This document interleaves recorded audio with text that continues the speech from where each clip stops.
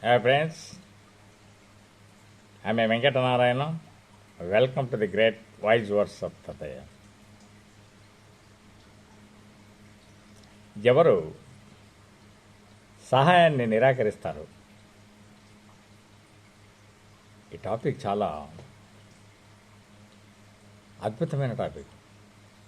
ఎందుకంటే ఎవరికైనా సహాయం చేస్తే తీసుకోవడానికి ముందుకు వస్తారు, కానీ సహాయమే నిరాకరించే వాళ్ళు ఎంతమంది ఉన్నారు ఈ సమాజంలో ముఖ్యంగా అని మనం ఒకసారి చెక్ చేసుకున్నప్పుడు సమాజంలో సహాయం నిరాకరించే వాళ్ళు కూడా చాలామంది ఉన్నారు. గర్వం కలవాడు నంబర్ 1, గర్వం కలవాడు సహాయం తీసుకోడు ఎప్పుడు కూడా. ఎందుకంటే వానికి మొండితనం ఎక్కువ, నేనే చేయాలనుకుంటాడు. స్వతంత్రంగా ఉండేవాడు తను స్వతంత్రంగా సంపాదించుకోవాలనుకుంటాడే కానీ ఒకరి సహాయం తీసుకోవడానికి ప్రయత్నం చేయడు. అలాగా విశ్వాసం లేనివారు వాళ్ళు కూడా సహాయం తీసుకోవడానికి ఎప్పుడు ఎటువంటి పరిస్థితుల్లో ఒప్పుకోరు. కొంతమంది ఇతరులకు ఎందుకు మనం బాధ పెట్టడము, ఇతరులకు ఎందుకు భారం చేయాలి అనుకొని ఫీల్ అయ్యేవాళ్ళు సహాయం తీసుకోరండి.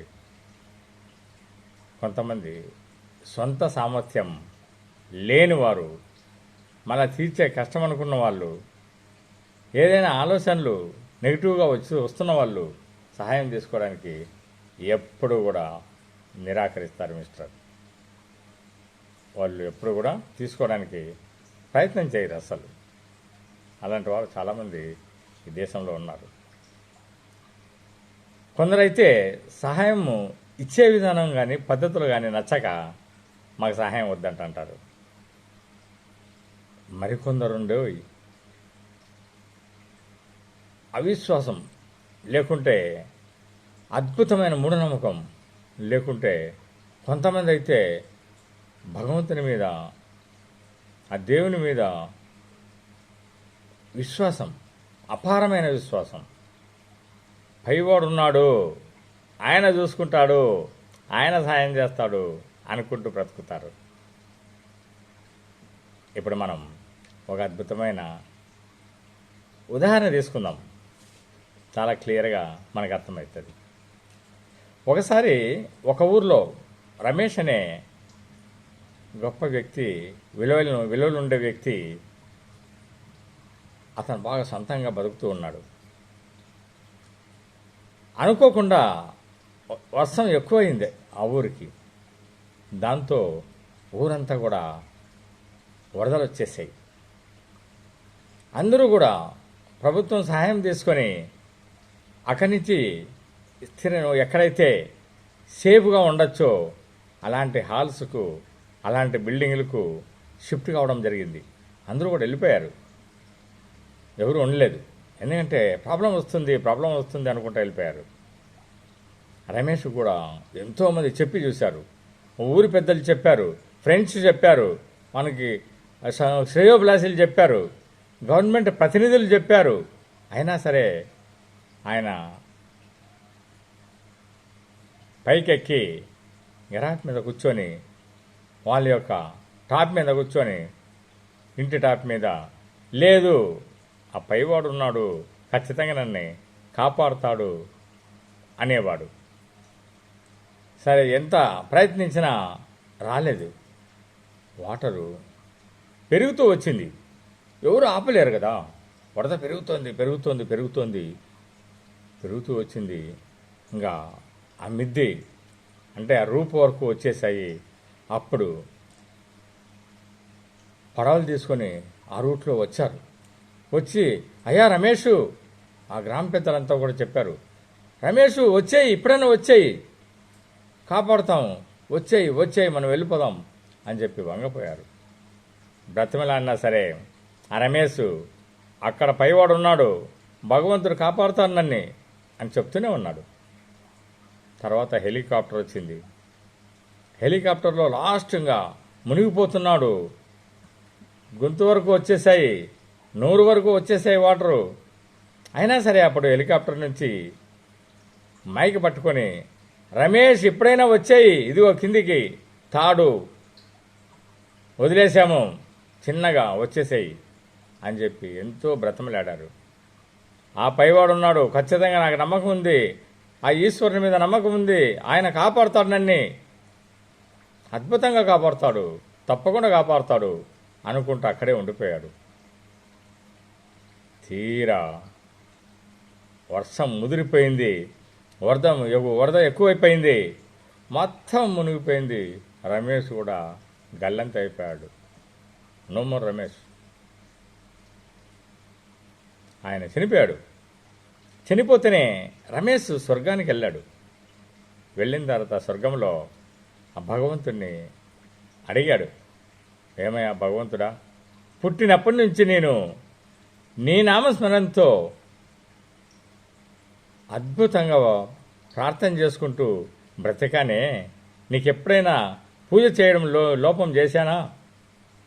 అందరికీ సహాయం చేస్తూ వచ్చానే, నీ పేరు చెప్పి ఎంతోమందికి సహాయం కూడా చేశాను కదా, మరి నన్ను ఎందుకయ్యా రక్షించలేకపోయినావు అని చెప్పడంతో అప్పుడు భగవంతుడు అన్నాడు, నేను రక్షించలేదా?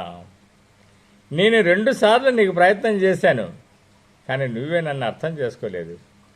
ఒకసారి పడవ తీసుకొని వచ్చాను, రమేష రా రా చనిపోతావు రా అని చెప్పి భంగపోయాను, వచ్చావా? రాలేదు. రెండోసారి హెలికాప్టర్ తీసుకొని వచ్చాను, నువ్వు అంతమా దిశకి వెళ్తున్నావు చనిపోవడానికి, అయినా సరే నిన్ను రక్షించాలని పరుగుల మీద హెలికాప్టర్ని తీసుకొని వచ్చాను, అందరితో చెప్పించాను, పెద్దలతోనూ అక్కడుండే వాళ్ళతోనూ, నీ ఫ్రెండ్స్తోనూ, నీ శ్రేయోభిలాసులతోనూ, ఆ ఊరి పెద్దలతోనూ అందరితో చెప్పించా, రమేష్ రామ్మ, వరద ఎక్కువైపోతుంది, నువ్వు చనిపోతావు అని చెప్పేసి. అయినా విన్నావా? నా మాట వినలేదు కదా, అందుకే తప్పడం లేదు.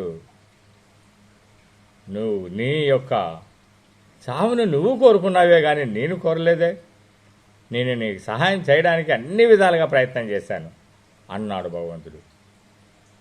అప్పుడు అనుకున్నాడు రమేష్, భగవంతుడు సహాయం అనేది ఈ విధంగా చేస్తాడా? అప్పుడు భగవంతుడు కూడా అన్నాడు, నేనంటే డైరెక్ట్గా రాను కదా, ఏదో ఒక వస్తువు ద్వారా, ఏదైనా ఒక పరికరం ద్వారా, ఏదైనా మనుషుల ద్వారా, ఇలాంటి వాటి ద్వారానే సహాయం చేస్తానే తప్ప నేను డైరెక్ట్గా వచ్చి సహాయం చేయలేను కదా, నువ్వు అర్థం చేసుకోలేకపోయినావు రమేష్ అంటే. అప్పుడు పాదాపు మీద పడిపోయి, భగవంతుడా నన్ను క్షమించు, నా మూర్ఖత్వానికి నేనే కారణము, నా యొక్క చావుకు కూడా నేనే కారణం, నా ఆలోచన విధానం సరిగా లేదు, అందుకే ఇలాగైపోయింది. ఎప్పుడు కూడా భగవంతుని మూఢంగా నమ్మడమే కాదు, ఆయన ఏ విధంగా సమాజంలో ఎవరితో ఏ విధంగా చెప్పిస్తున్నాడు, ఎవరితో ఏ విధంగా జరిపిస్తున్నారు, సమాజంలో ఏం జరుగుతోంది అన్నీ కూడా గమనిస్తూ, ప్రస్తుత స్థితిని గమనిస్తూ మరి ముందుకు వెళ్ళాల్సిన బాధ్యత మన మీదే ఉంది, మన ఆలోచనల మీదే ఉంది. కాబట్టి మనం ఎప్పుడూ కూడా మన దారిని ఒక గమనంతో ఎప్పుడైతే గమనిస్తూ మన దారిని మనము చక్కగా రచించుకుంటామో, చక్కగా చెక్కుకుంటామో, అప్పుడు అద్భుతంగా మనము గట్టు చేరగలము, విజయం చేకూరుస్తుంది. ఖచ్చితంగా మనము విజయాన్ని సాధిస్తాము. ఇదేనండి నీతి. అందరూ కూడా గమనించవలసిందిగా కోరుతూ,